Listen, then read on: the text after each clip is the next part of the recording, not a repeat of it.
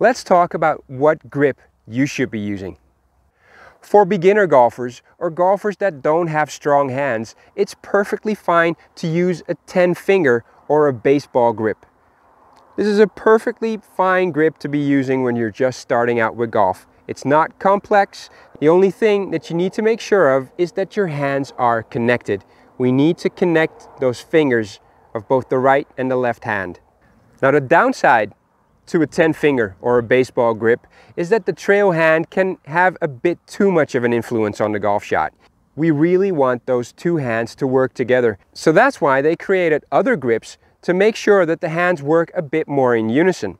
Now the grip you'll often see with male players or with players on the PGA Tour is the Varden grip, or the overlapping grip, where your little finger moves over the index finger of your glove hand. Now this way, the hands are forced to work more as a team, and the trail hand cannot become too dominant in the shot, causing all sorts of problems.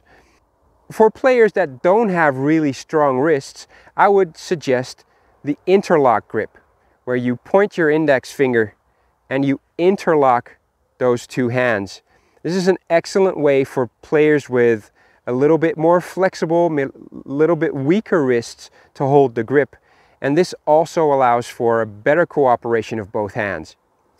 The only thing to look out for when you use the interlocking grip is that you make sure that you don't want to slide the hands all the way together, because that could lock up the hands. They need to interlock, but don't try to force them in together. They're loosely interlocked. And that is about how that should look. Make sure that you can see two knuckles of your front hand and lightly connect the lower hand.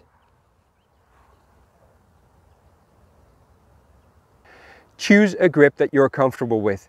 If that's the 10-finger grip, the Varden grip, or the interlock, it's all fine by me. Use what works for you.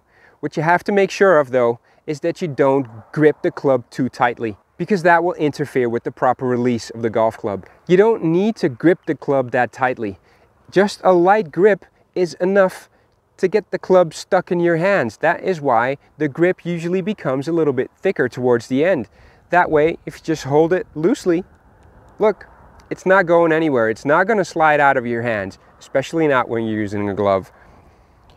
So choose whatever grip works for you and experiment a little bit when you're on the driving range. If you have a certain shot shape problem, you keep hooking the ball, or maybe you keep slicing the ball, try out a different grip. It could help you out solve your problems.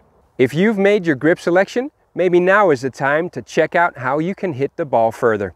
Check out this video. All right, this is the coach signing off. I'll see you in the next one.